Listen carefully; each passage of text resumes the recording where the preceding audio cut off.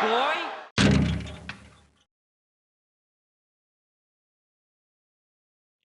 Ros Leslie, Hello. Scottish comedian. Yes. Welcome to the Shoot a Fat Boy podcast. Thank you very much. Good to be here. Committed a crime, I think, on the way here because I drove down the pedestrianised zone because I got a bit lost.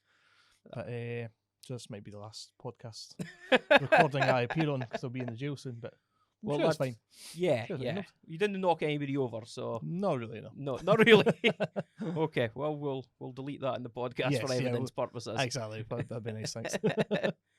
So, the last time I saw you was Mhm. probably a few weeks ago, but you've been speaking about doing you've got a show coming in the Glasgow Comedy Festival. Yeah. New show in the Glasgow Comedy Festival is at the Dram, which is a nice part of Glasgow in the Yep. West End. So I'm doing my latest show there. I've done maybe 3 or 4 Glasgow shows. This is the Okay. first time I've done one in the Dram. It's quite a nice wee room actually. It's had comedy there for years, on and off. So it's good to sort of bring comedy back. I'm also helping program a whole lineup of shows at the festival at the Dram as well. So I've nabbed myself a good spot. Yeah, Yeah, very good. Quite right. Yeah. And what's the date, the time? Saturday, 21st of March at 9 o'clock, I think, 9:30, something like that. Okay. It's at night. It's at night. That's all you know. It's I at remember- night. It's either 9 or 9:30. Aye, it's one of the two. I probably should remember that. Yeah. Well, hopefully you'll show up. for the Yeah, it's in my audience. diary, that's the main thing. Don't know off the top of my head, but it's definitely in my diary. It's called Leslie 2020, which is a few reasons for that. I think because I'm 40 in a couple of months, I had Oh. 2020 in my head, and then I thought maybe people might think it's a show about glasses. There Right. might be a lot of people wearing glasses comes to the show, thinking finally a show for us speckies. So that was one reason, and also as moving to like the American election season, so we've got a lot of sort of Trump 2020 and Biden Yeah. 2020 and stuff, and Yeah. so the picture is me standing at a Yeah. lectern type of thing. So Yeah. I saw So- the poster. yeah, Yeah. You're looking like you're running for mayor or yeah. office sort of thing. I just wanted to take a silly picture, and that's basically what we're going for. So And is there a political theme to Nah. your comedy for it? Is just Not at all. that's the name Nah, of it? just me doing my usual sort of areas of material, talking about my kids, talking about being an old fat man type of thing. So yeah. Well, I've already passed the 40 and I'm fat, so I know exactly what you're talking about. I've not got the kids though, so probably not got the same level of stress that you've got. Nah, kids are fine. We're quite lucky. Our kids are quite chilled out and laid back, so we don't really have many issues. I'll see a lot of my friends have like different issues, but we've got 4 kind of laid back boys, really, so Very quite, good. Quite lucky. They're nice laddies. They get most of that from. And what's my the mum. age range when you got 4? My oldest boy is Jack. He's my stepson. He's actually moved out now. He's 22. He's just moved round the corner, literally round the corner from us. He's 2-minute walk at most. And Right. my boys, what age are they now? 17, 11, and 6. Right. So I think I might have met the 17-year-old. Was he Yeah. at the Scottish comedy? yeah, he comes to a lot of gigs. finalist. He likes comedy. So, Yeah. well, I don't know if he does, but he says He he likes to does. come. Yeah, I think he just likes to get out of the house and Yeah. be around drunk people. I don't know, but he, but he comes to quite a few gigs. So you probably met him a few times. Good. Yeah, no, I remember meeting him at Icebreakers. Yeah, And then again, obviously, He's- the Scottish Comedian of the Year. yeah, he's freakishly tall. He, That's how he is tall, yeah, very actually. tall. Yeah, you're right. He is tall. I think he's bigger than me now. Alright. So I'm not particularly happy about it, but not much I can do about it. I didn't enjoy it that much, to be honest. I don't think I did that great. It was a bit of a weird room to do comedy. Quite. Yeah, do my best. it was difficult. I think it was a difficult room. It was massive ceilings. Yeah. Everything didn't feel more like a place you would have a play. Yeah, theatre sort of a thing. band or something. A band, yeah, music venue, definitely. Yeah, it's not like a lot of people did very well on the night. It was just, Of I don't know, course, I just, I don't know. A bit disappointed with myself. I didn't do that great, but it was nice No. to play a big room like that. It's great. But you've been there four Four Fourth time? finals. Yeah, I'm Yeah. not going to enter again. No. It's getting a bit desperate. I think I'll just leave it. But 4 times, that's still a great it is, accomplishment to make it to the finals. Yeah, it's a nice thing to put on your poster. A 4-time Scottish Comedy Year finals. It's quite a nice. People don't. If they're not familiar with the competition, that just looks good to somebody if they're looking through a Yeah. brochure. Like, oh, this guy's been in the final 4 times. He must be really good. And wait and see how it goes on the night. But Yeah, that was quite the night. I was there yeah, with your wife and our friend and that, and yeah, unfortunately with some hooligans at the back. yeah. There was some horrible people. But who got very nice, got me very angry at one point. But yeah, but some people just did it. Something. Yeah, you can't do nothing about stupid people. No, So. no. You're not, But not allowed to hit them. so you've done the Glasgow Comedy Festival 4 times, you've said now. I've lost count, probably 4 or 5. And have they all been solo shows or? The first 2 years. In fact, what years? I've been doing comedy for 8 years now. Actually, I think it's 8 years tomorrow, if I'm not mistaken. And the first couple of years were solo. Were 2-handers. In fact, one was a 3-hander with a guy called Richard Hunter. I don't know if you know him. He doesn't do comedy much anymore. And then Jamie Andrew. He doesn't do comedy anymore. So you've outlasted them. Yeah. I killed him off. And then I think the year after, Richard and I did a show together. And then since then, it's been solos, if my memory serves. Yeah, I've done a different place. The Yes Bar when that was still going. I did there a couple of years ago. Yeah. The State Bar and stuff like that. But quite. I've only managed to do the Yes Bar once before it was. Oh, did you get him before it? Yeah, it wasn't on their sort of regular Saturday or weekend stuff. It was a Monday night or something like that. Off time. But just the once. That place is still closed for plumbing issues, apparently. That's what I heard. It closed for water damage. Yeah. And then it's closed for plumbing, but I've heard some people say that it's owned by a couple and they're now having some sort of I guess so. Maybe divorce issues or some sort of financial issues, but they're arguing over it now, and so it's just sitting in limbo. Yeah, so it's been closed for a year, so I'm pretty sure it's coming back. It was a nice wee room when I was in it. You know, it seemed like a good room to do comedy. Yeah, I did a lot of nice gigs there, just on weekends and stuff. It was certainly a big loss to the Glasgow comedy community. Yeah, I definitely. You know, there's a lot of like midweek nights. Yeah, where you could drop in and do new material and stuff like that. So exactly, it was a bit of a loss. Yeah. So what brought you into comedy? So as I say, at the time of recording, this is a Wednesday we're recording. I'm pretty sure it's Thursday or Friday is my 8-year anniversary. I got into it because I was bored of just being that guy who just sits and watches the TV on a Saturday night, and I didn't want to be. I was just wanted to do something a bit interesting, something a bit challenging. But before that, maybe a year or 2 years before that, I was the best man at my pal Dougie's wedding, and I did the best man speech. Okay. And they wrote some jokes before it and stuff like that, and I really enjoyed the buzz of like telling a joke that I'd come up with in my head that somebody laughed at. It seemed quite a nice concept, and I was very nervous at the time of doing that. And I think I actually said to my wife, I says, I wouldn't mind, because I watched a bit of comedy on telly, I wouldn't mind trying comedy once, see how it goes at a proper night. And she says something like to me, Ross, I remember how nervous you were at Dougie's wedding. She didn't say it in a nasty way. She just said, "There's no way you could do that." Yeah, like worrying that it would be a highly stressful situation. So she said that you couldn't do it. So I kind of did the first couple of gigs out of spite, just to prove to her that I could actually get up on stage and tell a joke. So that's kind of how I got into it. So initially it was almost like just test it out, see. Just even it might even be a bucket list, like, oh, I did it. If you didn't totally continue on. My sort of long-term plan wasn't to do it on a full-time basis or whatnot. It was I thought if I did well, it could be something I could do like one night a week. On a Tuesday I can go out and tell some jokes instead of just sitting watching TV. Sure, yeah. Be like a nice hobby. Yeah, that's what I thought.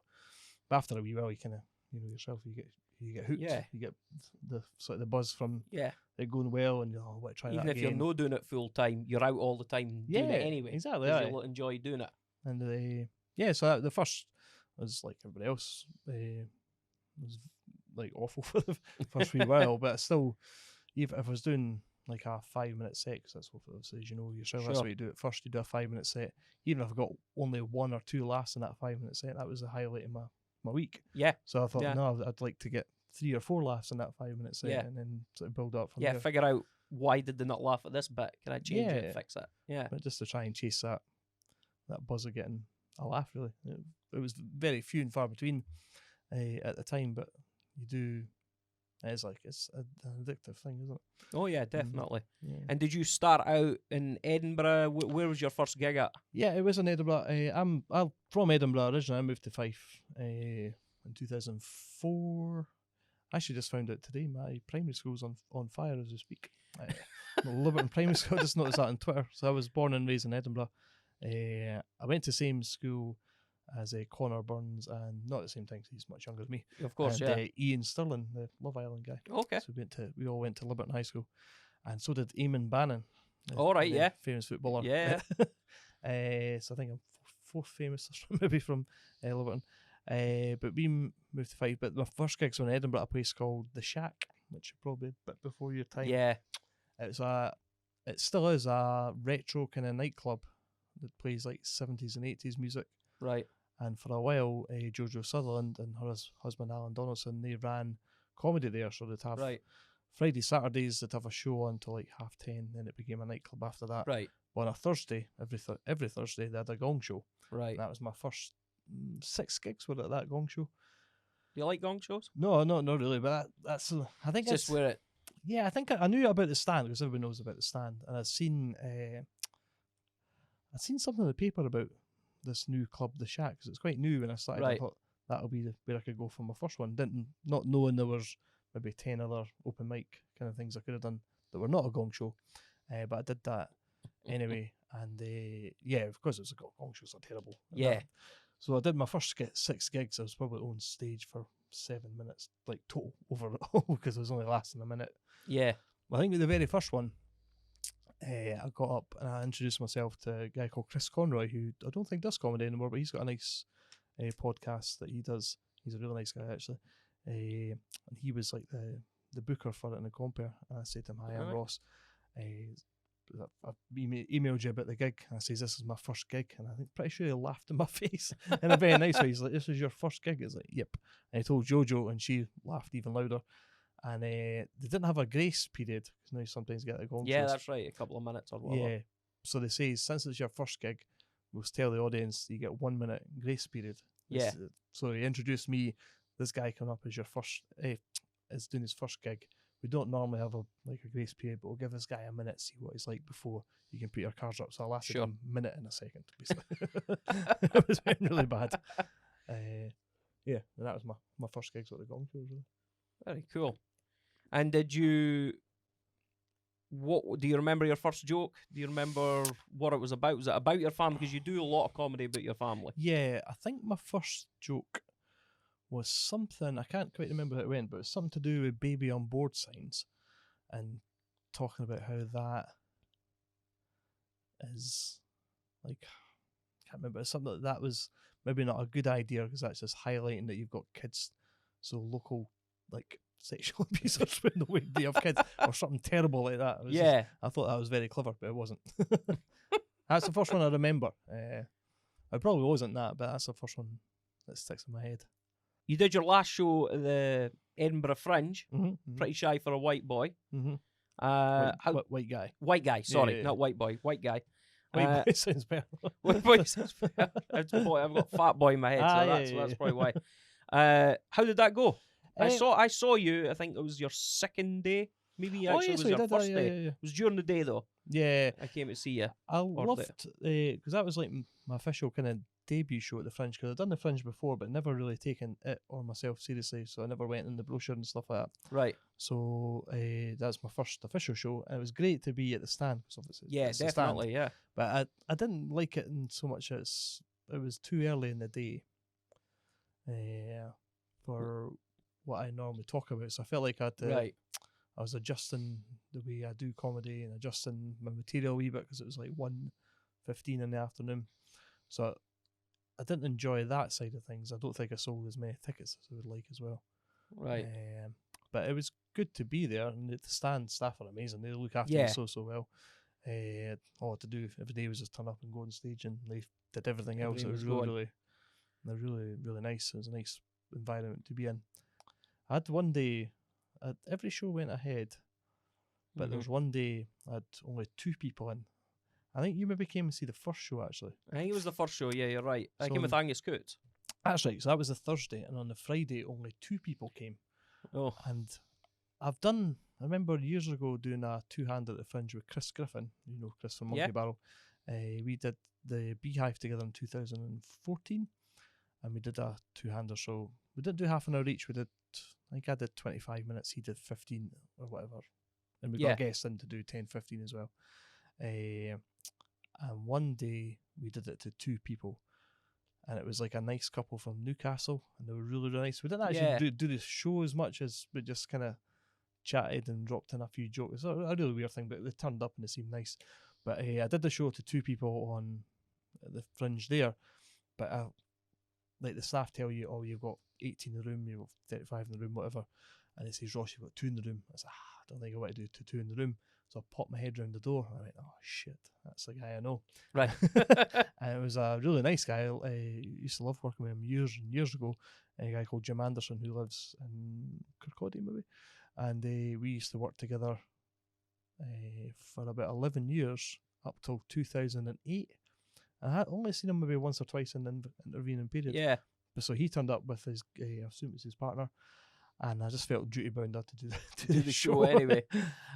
So I didn't do the full hour. I think I did 50 minutes because I cut a bit out of the show that I didn't want to do in front of that nice Was lady. it about him? Yeah. Aye, so it was short because there's 10 minutes where I slack him off. But I cut it a wee bit short because I can't remember what bit it was. I thought, I'm not doing that. It's too awkward. Did you manage to catch anybody else's shows while you were? Yeah, I seen quite a few actually because I did that all that time. Seen Roscoe's show, Roscoe McLean. That was a great show. Yeah, he's really good. I hadn't seen any shows, but I did see him a couple of weeks ago before he went to Australia. In fact, it was the night before he was going to Australia. Oh, yeah. I saw him at the Sunday show in Glasgow. He was yeah. brilliant. Yeah, Roscoe's great. He's really good. And so I went to see his show. A few others. Liam Withnell, so we both know him. Liam's good pal of mine. His show was excellent as well. I think in the past he's done shows about stuff. Like it was about when he stopped drinking. He had a show about that. He had a show about marrying his now wife and stuff like that. But this was just an hour of great jokes and great material. Yeah, that was good to see. It actually gave me a lot of food for thought for this year. Right, like you don't have to sort of try and make it a theme. You can just go on stage and do your thing for an hour, really. So that's exactly. I noticed that actually on a lot of even some of the American comedy specials. Very few of them I can honestly remember and think, oh yeah, there was a theme. Yeah, just jokes. They're just telling stories. You're right, actually. Yeah, because that was after seeing Liam, I thought all my sort of favourite comedians don't have a theme. Like maybe a slight, maybe 20 minutes where they talk about one thing, but it's never an overall theme. It's like bang, bang, bang. There's 10 minutes about gun control, and then 5 minutes about blah blah this, and that's the stuff I like. So I thought, why am I trying to do something that I don't enjoy myself? Yeah, exactly. Just do what you like and what you're kind of known for, and what if you do something you enjoy. I think if you do like material that you enjoy about talking about things you enjoy, I think you're funnier anyway because you're clearly enjoying yourself. It's authentic and it's more sincere. Yeah, and you're not trying to say, oh, I should really have a bit about this. And you're trying to force something into the gaps or try and make something meaningful. Yeah. Aye, that's right. Yeah, that's a good point. Yeah, I saw that in a couple of shows at the Fringe. I didn't know who they were, to tell you the truth. I had a time slot. There was a show going. I went and seen it, and it was quite good. I was enjoying it. I thought, it's quite funny. And then bang, suddenly there was this 20-minute monologue at the end where they tried to convince me of some political or whatever type of thing, and I'm standing going, oh well, this is kind of went zzz. It just ran out of jokes almost. Aye, that's right. And it's always always seems to be about something that's in vogue at the moment, whether it be sort of climate change or the Me Too movement or veganism or something. It always seems to be something that's whatever's fashionable. Yeah, exactly. A lot of that. Yeah, I spoke to Ray Mearns about that as well, and he said the exact same thing as you were saying. He's like, well, if you could make it happen, that's great, but sometimes just better be authentic. Just speak about what you like. Yeah. And if that happens to have a theme, great. But just go on with it. Just because people will notice when you're telling lies. You're maybe telling something that you really don't believe in. He says they'll notice that. That's what he said to me. I see a lot in Raymond's comedy as well. He just talks about his sort of day-to-day life and puts his twist on it. Like he's saying, people tell you're telling lies. I think everybody knows a comedian is kind of lying to a certain extent. Yeah. But it's more embellishment of actual. I think everything I do now in this current show and every sort of bit of material I'm trying out just now is something that happened, obviously. Yes. It's been embellished of like course. to hell. But I think it's good if you're starting from a point of truth, then you can, this is a thing that happened to me. The actual thing that happened is quite funny, but I've just added a thing I said but I didn't say. It's just like that's more, because we're obviously just regular guys. People can see that that's something that could happen to me. I could take my kids to McDonald's and that thing could happen to me as well. So what do you think your plans are? I know you're doing comedy full time, but what do you think the future holds for Ross Leslie? Hey, I'm wanting to do more writing. Obviously, doing comedy, you have to write your own jokes. Some people probably, of course, pay for other people to write their jokes. So obviously writing my own comedy, but I do want to write. I've got a couple of ideas that I'm speaking to people about for sketches. I'm just waiting to hear back from them for the BBC. There's also a sitcom idea that myself and another comedian have halfway through a treatment for, which is a thing before script. In case anyone else doesn't know. So we should be submitting that fairly soon. Very good. So it's an idea that's been pitched to a studio company, not studio company, a production company, yeah. And they like the initial idea. So it's just this is us going to say come back to us with more details. So we've written out pretty good characters, I think, for what it could be, and it could be an interesting thing. So once we get the nod, that's okay. Then we'll be writing a script. Yeah, writing a pilot. And what kind of is it? Like a 20 minutes, 30-minute sitcom? 30-minute sitcom. Yeah, 8-minute. Yeah. Okay. So I really want that to come off because that'd be cool. Yeah, because I like the work we've done on it so far, and it could be quite good actually. I'm quite excited about taking it further. And is it a Scottish themed? Yes. It's just about a guy moving out of his mum's house basically, and he's moving in with his sister, and because he needs to get out of the house. And, right. It's could be quite good. I quite like it. It's playing a lot of my own experiences in life and stuff like that. So it's quite like it. Pulling on your own life experiences. Yeah, totally. A lot of the things that we've written for this character are things that I do as well. So it's could be good. I really want that to work. If it were to get the nod for it in the next couple of months, I think I'd probably put writing new stand-up material on hold, because I think you can pull yourself in maybe too many directions. Yeah. So I'm trying my best to try and do as many new material nights and get my 2020 show ready to go. Because if we get the nod, then your focus is going to change a wee exactly. bit. Yeah. I don't want to.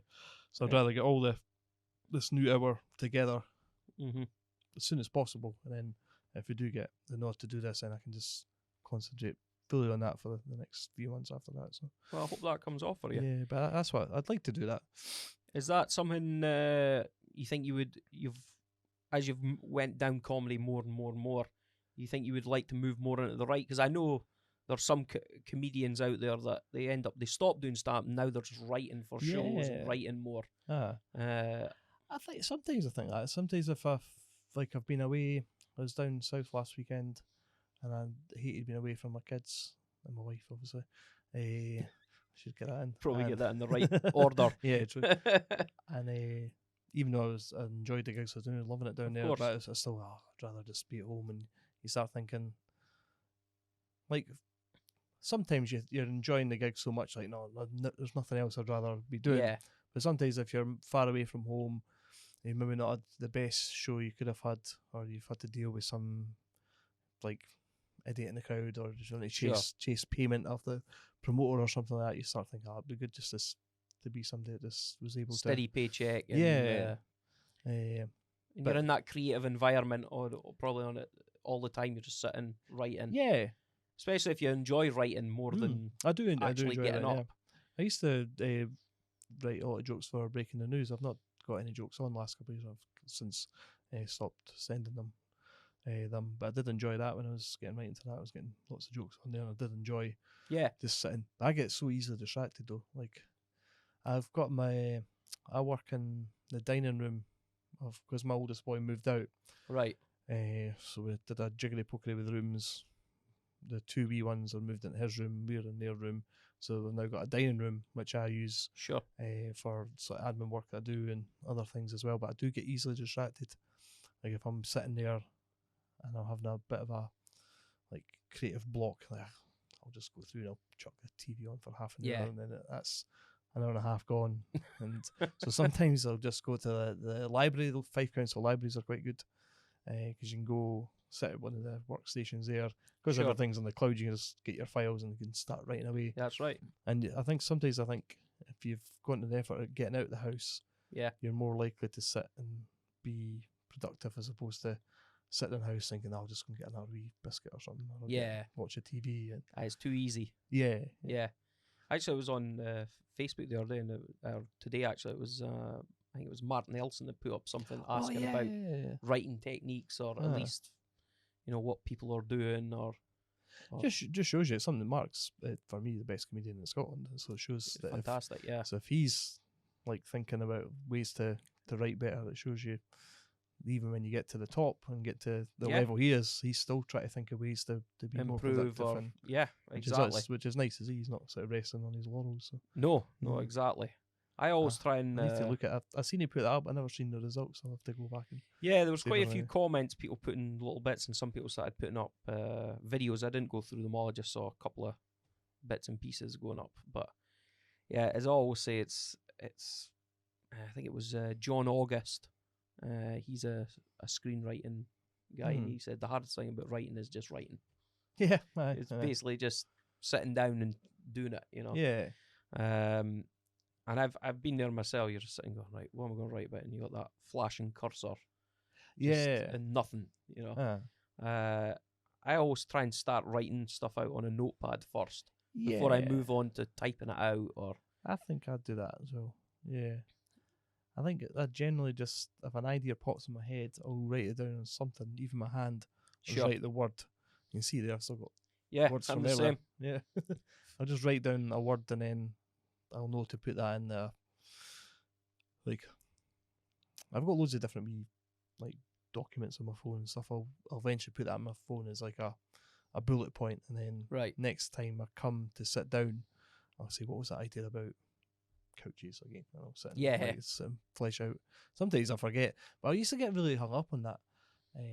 Like if I forgot, if I had like a bullet point and I went to type it out, like flesh it out or type it out, and I forget what it was. Oh God, what was that bit again? I used to get really annoyed with myself. Right. And then I started thinking, if it was really funny, I would have remembered it. Yeah. Like if it was a really amazing idea, I would have like done everything in my power to keep that in my head. Or I would still be kind of laughing about it in my head, type of thing. I would still want to do it. Or if it was so good, I would have immediately started typing out. So in the past, I would get, I really forgot about that bit about like milkshakes or whatever. But then I thought if it was really, really good, I would have like... It would have stuck in your head. Aye, exactly. I used to get really quite bad with that, but over maybe the last year or so, I was like, the hell with it. Like, if it was funny, I would have remembered. Yeah, and it'll come back sometimes. It'll hit you in the head and think, oh, wait a minute. Yeah, that wasn't funny. What was I thinking? Yeah, exactly. Now, with your the comedy sitcom, is it something you think you would like to act in? Nah, I'm not. No, you just want to be behind the scenes, right? Yeah, I don't think I'd be. Maybe if it was a successful thing and it got like a series or whatever, I'd maybe find a way to get myself in the background of a scene. But no, I don't think I'm a very... Do a Hitchcock. Yeah. I don't think I'd like... I suppose stand-up's acting. I'm a very shy person anyway, so it took me a lot to become a confident performer on stage. So I probably, after a while, could do a bit of acting, but it's a bit different with stand-up. You can do open mics and stuff like that, and you can build up confidence and build up performance skills, but you're not just going to, your first gig, go on a BBC show and stick it like a sore thumb because you kind of look at the camera by mistake and stuff like that. I did get a wee bit part in I was a background character in no, the wee man, Neil. Yeah. He's got a. I actually don't know if it's been on the Channel 4 website yet, but Channel 4 spent a lot of money on doing little sketches and stuff. Yeah. And he sent me a message one day, said, "Do you want a wee part for you in this thing?" I was like, "Oh, that's cool, that's great." But it turns out there's about 40 people in this, and I was playing. Who was I playing? I didn't have any lines, but just to look. And I was somebody's dad. That's right, it was a school kid's dad. I was like, "Oh, great, I'm getting typecast as the old guy." And I remember it was the first time it was a proper setup with cameras like you've got here and stuff like that. And I accidentally, we did about 7 takes, it didn't matter, but I accidentally looked at the camera. Yeah, it'll happen. Yeah. So it'll happen. I don't think for that reason I could act in this thing. What I did, like at the start of, when was this, July or August, I thought, because like I used to be all over the place with stuff, but then I stopped drinking. So it's actually a year on Saturday, I think, since I stopped drinking. Okay. And I decided I was getting more focused, so I decided to make a to-do list, a target list for the next year. So I think I did it in July or June. So 10 things I wanted to try and achieve, and I've achieved 6 of them, I think, and 4 of them are still to go, and the 4 still to go are finish a script, which could be just about there. Sure. One of them was get a sketch on the BBC, which I'm just waiting to hear about. And the other thing, there's one thing I forgot about. Can't remember the other thing, but one of the other things was I had an idea to do a character act, just to try and, it could be good for acting in the future, but just to try and do something a bit different out of your comfort zone. Because I thought, sure, yeah, I've read a few things about the only way to sort of get forward in the creative industries, whether you be a musician, artist, or comedian, is to try stuff out your comfort zone all the time. Yeah. So I thought if I try and do a character act where I dress up a little bit, but like totally talking as a different person altogether, not putting on an accent or anything, but that's quite a good thing to try and do, because if you can do that, you can maybe do any sort of material because you're acting a wee bit different and stuff like that. So that's the other thing I want to try and do, but might be running out of time to do all of them. It must be coming up for when you're coming up for 40, because I'm 43 this year, I'm a wee bit older, but I made a very similar thing at the start of the year. I was like, I'm going to make a list of things I want to do. Yeah. Not quite 10. Some of them I should have made it 6. Yeah. But yeah, there's a few things on the list, and I'm trying to. It must be an age thing. You just go, oh no, I need to make a list and get things done. Can't I just fly by the seat of my pants, sort of thing? Yeah. I need to get some focus here. So yeah, that's what I decided as well. I was other things were sort of on the personal side of things. I wanted to continue not drinking. I wanted to lose weight. I wanted to do other bits and bobs and stuff like that. I think it's quite good to do that. To set yourself targets. Yeah, I don't imagine doing that as a 21-year-old. That seems like you should just be living in the moment type of thing. But I think when you get to a certain age, you don't want to just be sort of have a sort of not mediocre, but like you don't want to just be sort of plodding along. You want to say, if I set these targets, and even if I only hit a certain amount of them, that's still success. Yeah, it's still 8 things that this time last year you hadn't done before, or you weren't capable of doing, or weren't talented enough to do, but you can now say you've done. And that's an achievement in anyone's eyes, really. So. And do you think you said you stopped drinking for about a year now? Yeah. Do you feel like you're more focused? Do you notice a huge difference? Yeah. Yeah, totally. Yeah. I used to. I didn't have you didn't seem like you were drinking tons even when I saw you, because I knew you before when you were having a wee drink. But yeah, it wasn't anywhere near like a drink problem, but I just felt like because when you do stand-up comedy, the only times you can really drink, apart from the odd night, the only times I could really drink in the past were like a Tuesday night, because you don't have a gig on a Tuesday night, which is not ideal because you've got the kids to take to school in the morning. Or you could drink in a comedy club, which is obviously quite advantageous because you would get free or cheap drinks. But then you were only drinking with yourself sometimes, or with other comedians after people had gone. It was a bit of a lonely. Never drink alone. Exactly. Or worse, drinking alone when you came home from a gig. So I drove to Glasgow and came back, I'd be home for 12. Yeah. My wife would be getting ready for bed, and I'd be sitting drinking on my own, watching TV, which is it's quite a sad thing, sad existence. So I thought I don't really like that. Plus, it was taking me ages to get over a hangover. So I thought, not like, obviously there's different stages of hangover. It wasn't like I was being sick for a week, but it was taking a week mentally to recover, because it was, see, you had a drink on a Saturday night, Sunday you feel tired because you're up late and for obvious reasons, but then so Monday, Tuesday, even Wednesday, you still felt a bit, well I did then, I felt a bit down. I was like, I've wasted 3 or 4 days not doing much and just fanning about basically. So I decided to stop just for a month just to see what it was like. And after a month, I was like, this actually feel really good. I'm just going to keep going for another wee while and see how it goes. And then, like, I wouldn't even sort of think about having a drink now. Just. And you think your writing's maybe improved, or? Aye, definitely. Like, I think in the last year, I would say much better performer, much better writer.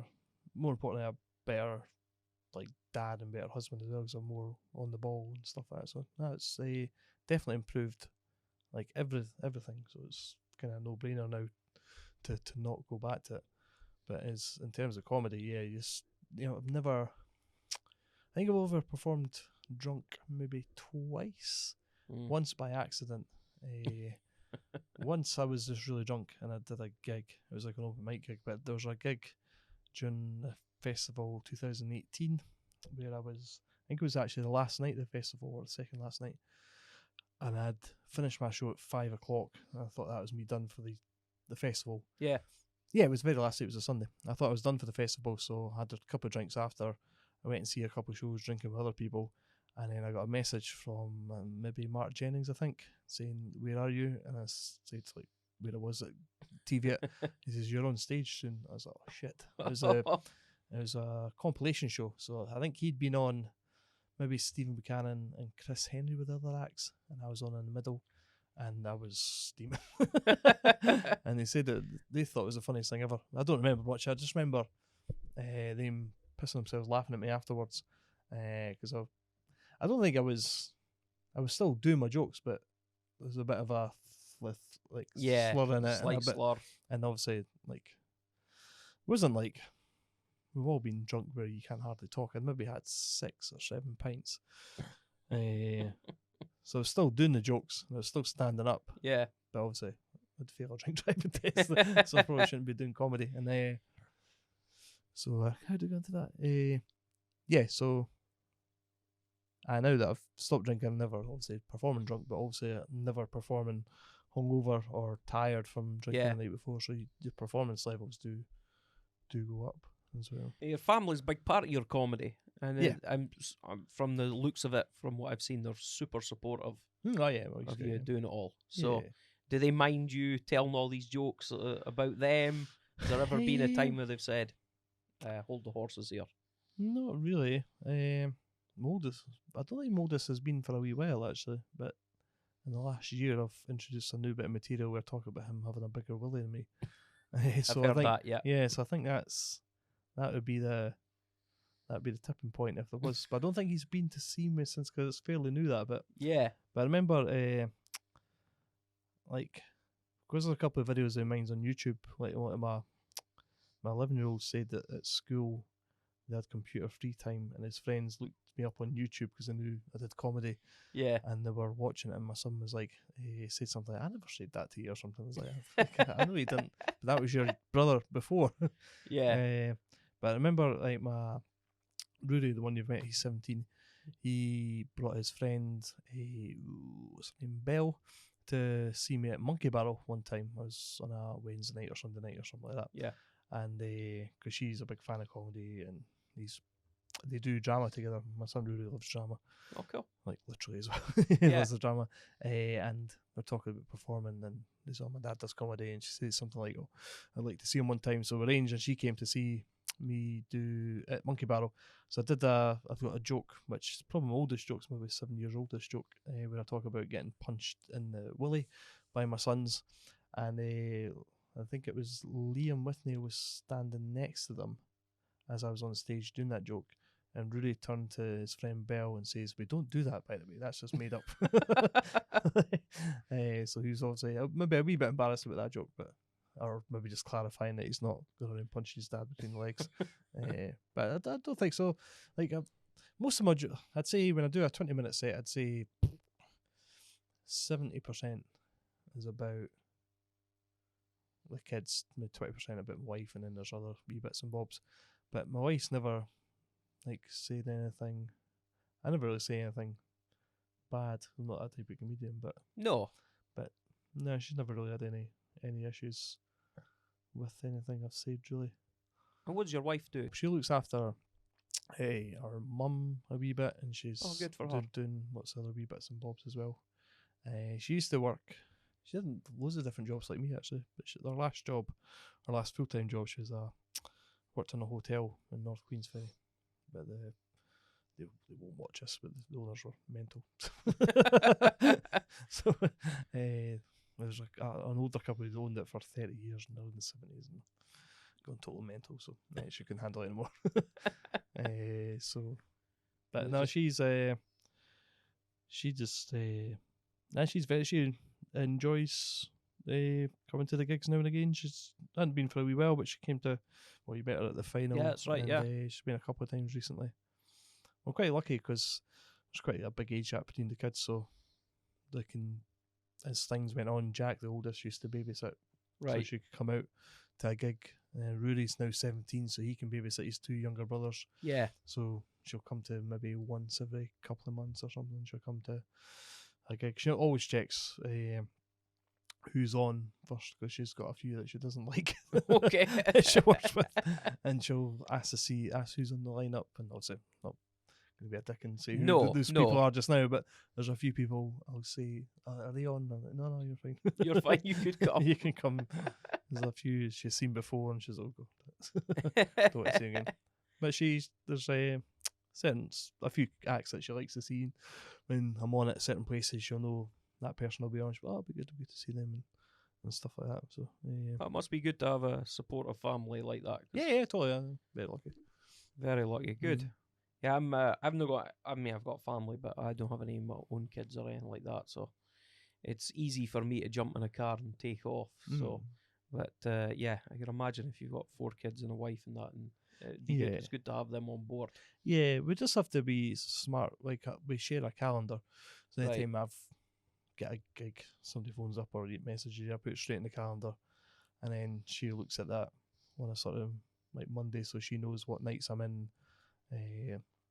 And she knows, like, if because she'll work with her pal or something, or she has nights when pals are around or whatever, so she kind of knows her own place. So it's just been communicating well, that she knows when I'm in, or she knows when I'm out, and I always put like where I'm going, so she'll know if it's a further away gig that I'll definitely be taking the car as opposed to the bus. So, and whatnot. We've got 2 cars.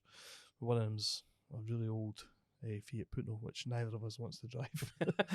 So the other car's a fairly newer car. So anytime she's like, what car are you taking? I said, it's Edinburgh. You could take the wee one. You could take the wee car for that. I said, all right, okay. I was going to ask you about because I'm doing fire away. Booking the Dram. I've booked in 60 shows exactly. So I'm doing my own solo show, and I've actually got another show at the Glasgow Comedy Festival, which is a lunchtime show. Okay. It's called, I can't remember what I've called it, but it's you come along, you pay £15, you get a show with 4 acts, and you get pizza as well, which is very good. Very good. I'm doing that, not the first weekend, because the first weekend of the Glasgow Comedy Festival is a big mad sporting weekend. It's the end of the Six Nations, and there's an old firm game.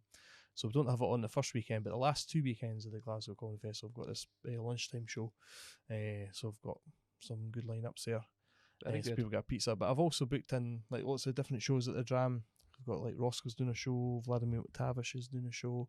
There's a show, Best of Dundee Comedy, which I noticed you've been excluded from, which is a sin. Well, I'm the only one from Dundee. I know, I don't think that. These 3 chancellors. These, Portuguese, from the EU. Northern Ireland and Republic of Ireland. So, Northern Ireland. They're all representing Dundee. I had them on just a week ago. They were on here at the podcast.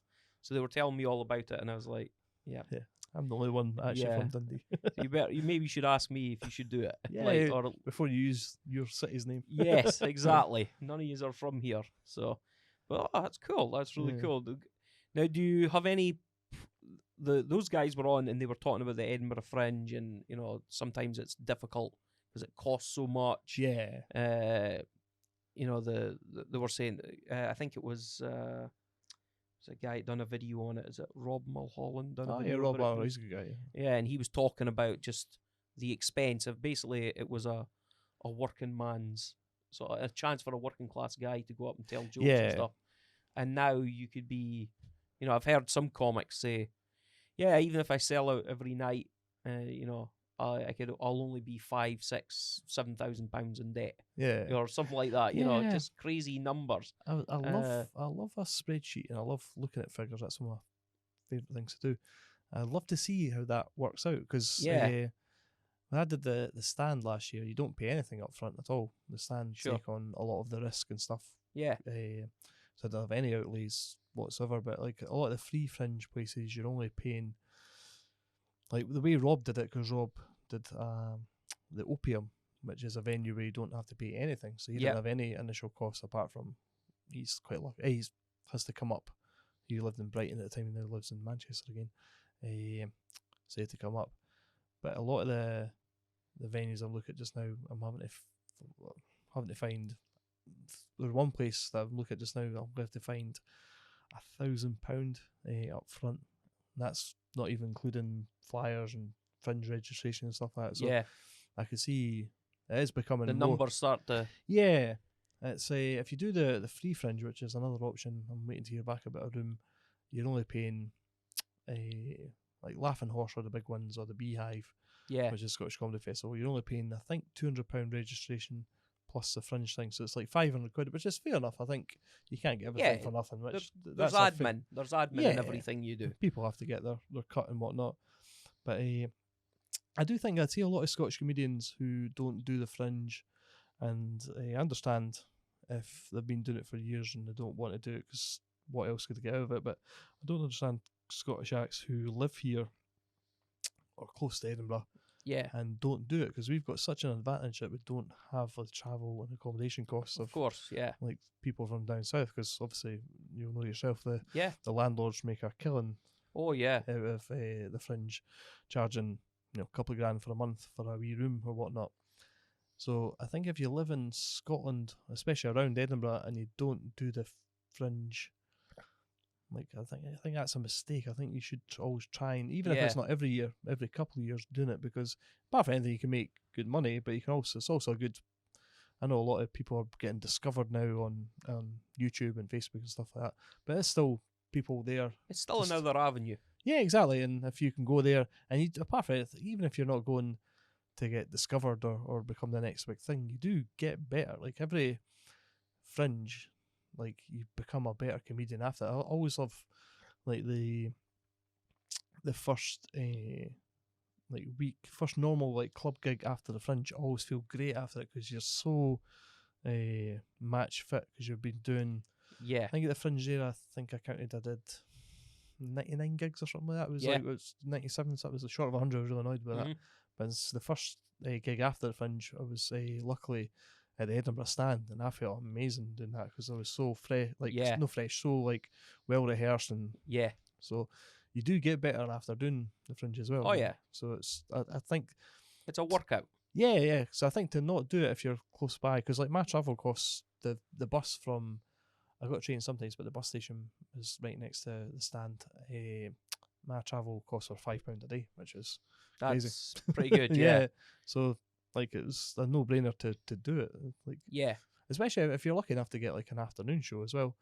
There's nothing to stop you if you're a local act going up to do gigs up in Aberdeen or gigs in Glasgow and stuff like that. So who are all generally at that period of time screaming out for people to still come out because everybody's going to Edinburgh.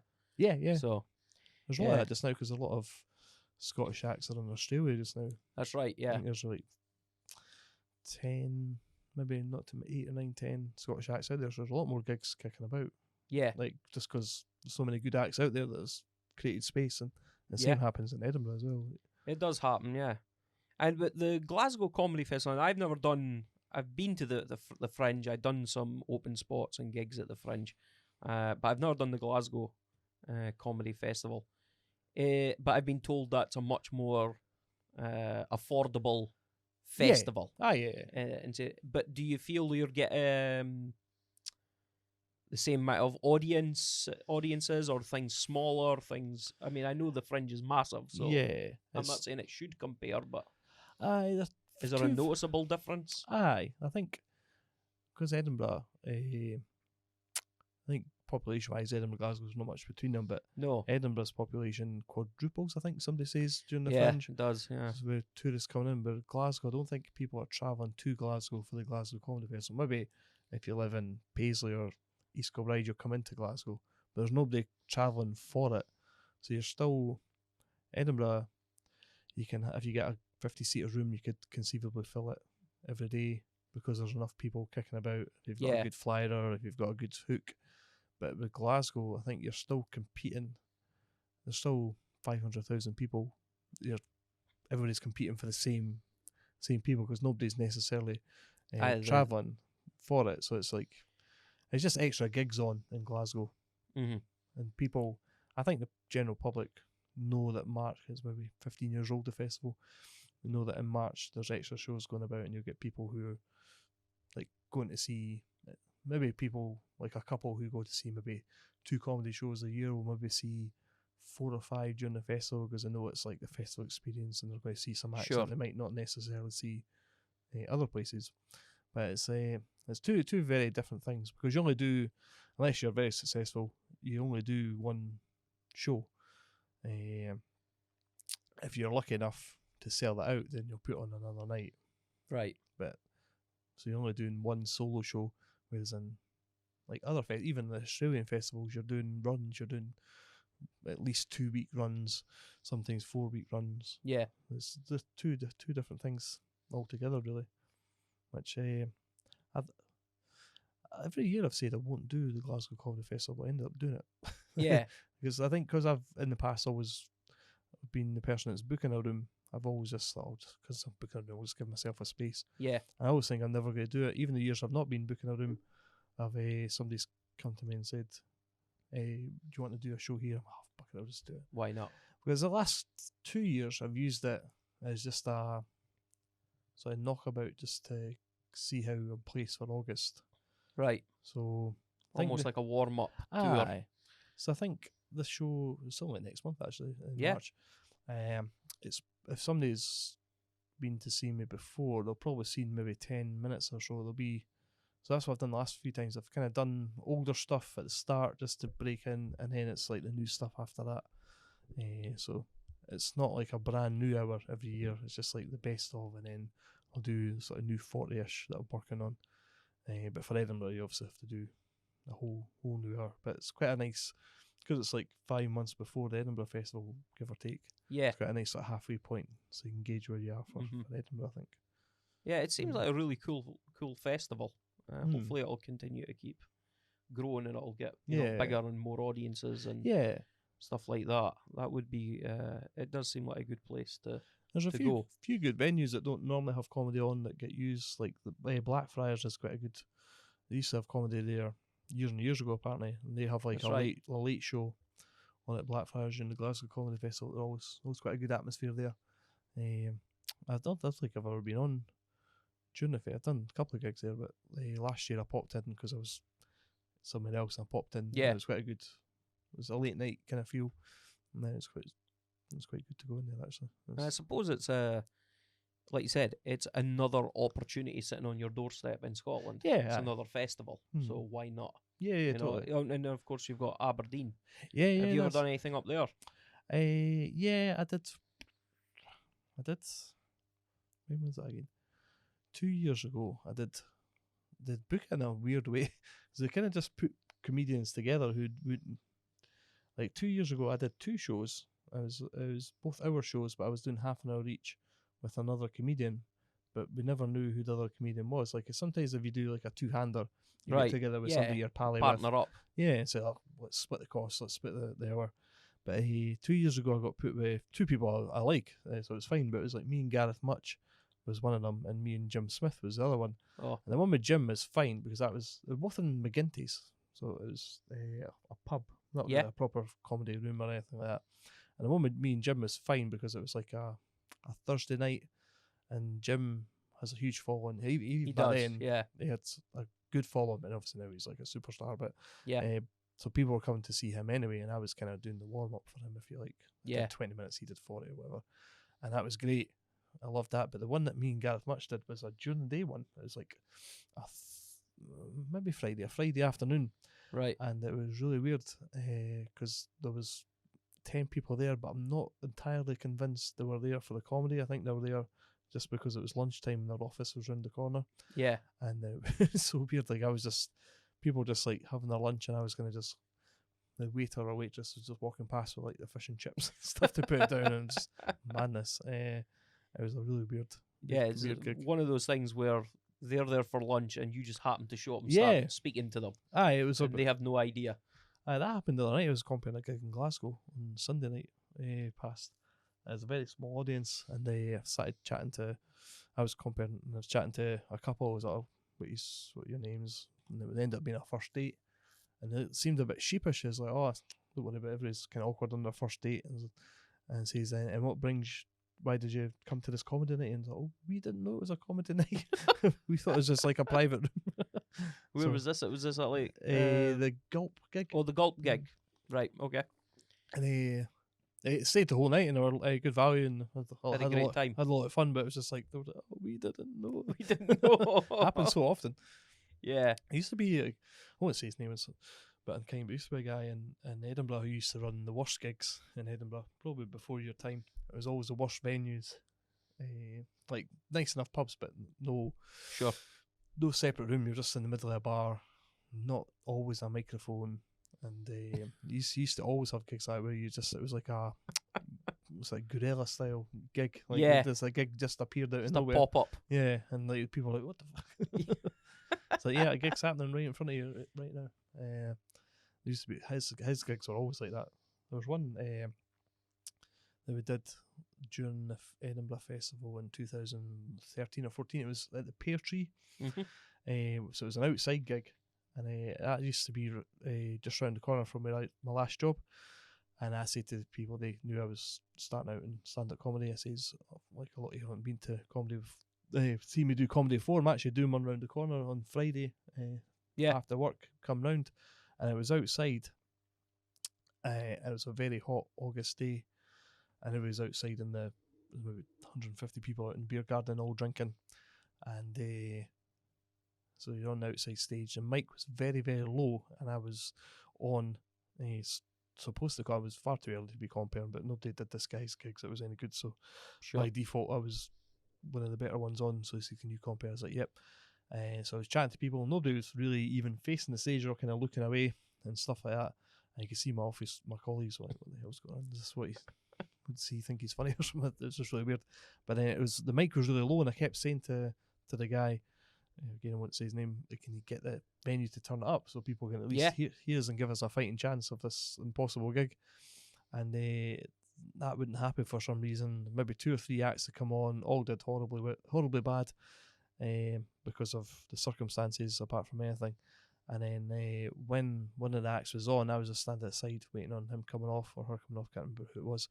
But the manager from the venue came out and turned the microphone off, and it turns out that the guy organising that hadn't even organised with the venue for this gig to happen. He just got everybody together and put us on stage. So the venue didn't know a gig was happening. We were on in between because it's normally outside in a beer garden. The entertainment is like a guy and a guitar playing covers. So I think that's what we were on in between a guy doing that. So it was so we went from the venue manager says you can do it, but you're not having a microphone because it's bothering our customers. And the guy who organised it for us, he said, "Just go and do it." It's like, no, it's not a gig. Yeah, nobody can hear me. It's bad enough anyway. But you can do that. The guy said you could do it, but you're no allowed a microphone because people will get upset. They don't want to hear you. That's how bad it was. Oh no! The guy was, just go and do it. It's like, no, that's not a gig. we can't class this as a gig if we're not allowed to be here. Yeah. We're not allowed to use the and not allowed to use a facilities. mic. That's 2 strikes. Yeah. Exactly. Oh, no. Well, Ross, thanks for coming. No, thank you. It's been fun. Appreciate it. And good luck at the Glasgow Comedy Thank Festival. you very much. You too, if you get invited to the Dundee show. I will be trying to make an attendance to support my non-Dundonians at their Dundee show. I'll pick it on your behalf. Very good. Well, hey, thanks for coming. No worries. Thanks Thanks very everybody. Much. Cheers. Shoot it, fat boy!